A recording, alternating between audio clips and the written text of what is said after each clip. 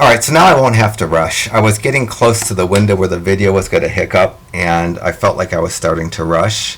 When we worked in chapter P in the section with negative exponents, we did a lot of this, moving negative exponents to the opposite side of the fraction to make negative exponents positive, and I think that's going to be an effective way to do part H, is kind of where I left off. So in part H, just like I did in part B and part G, I'm going to take the term with the negative exponent and make the exponent positive by moving the term with the negative exponent to the opposite side of the fraction. Unlike part B and part G, where I didn't need to write a fraction anymore because I stole the entire denominator, in part H, I'm stuck writing a fraction because I can't have a fraction without a numerator, and I'm stealing the entire numerator. What I can do is move the x from the numerator to the denominator to make its exponent positive. As long as there isn't any addition or subtraction between terms, you're free in a fraction to move a term with a negative exponent to the opposite side of the fraction to make its exponent positive. And now I am almost done. I just need to combine the x's in the denominator. Because those x's are on the same level of the fraction, that means they're being multiplied. And to get those two x's condensed to one x, I need to add their exponents.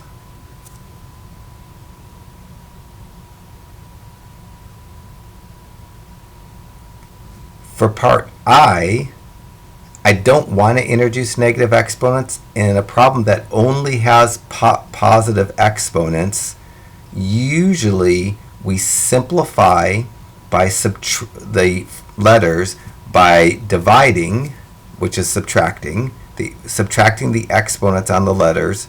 I leave the letter where the bigger exponent is. I subtract the big exponent minus the small exponent. So on this part I, where it's 4x squared over x to the 7th, because the bigger exponent's in the denominator and because all the exponents are positive, I usually just do big exponent minus small exponent and leave the letter where the big exponent is. I could have, on I, did it like this. I could have written 4 times 2x's in the numerator, and I could have written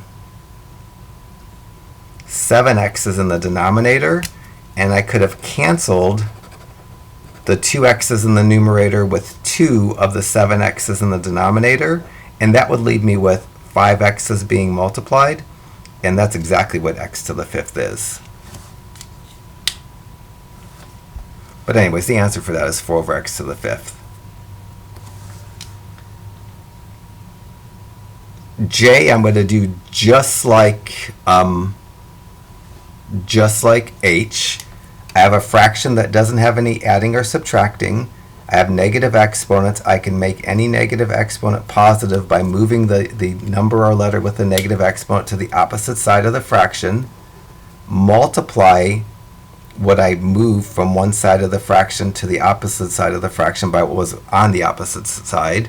And in a fraction, if I vacate the entire numerator, I need to leave a 1 behind. So in part J, I need to leave a 1 behind in the numerator. And now I'm just going to add the exponents because the x's are on the same level of the fraction.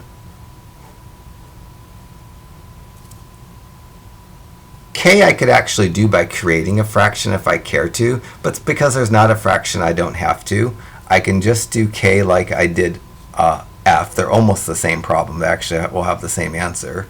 I'm going to just add the exponents because if you're multiplying and the bases are the same, here I'm multiplying and both the bases are x's.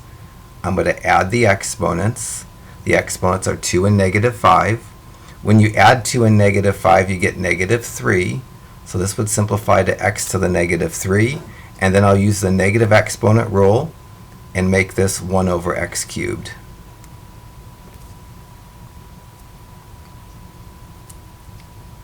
L is a fraction that has negative exponents. Actually, the last problem on this sheet.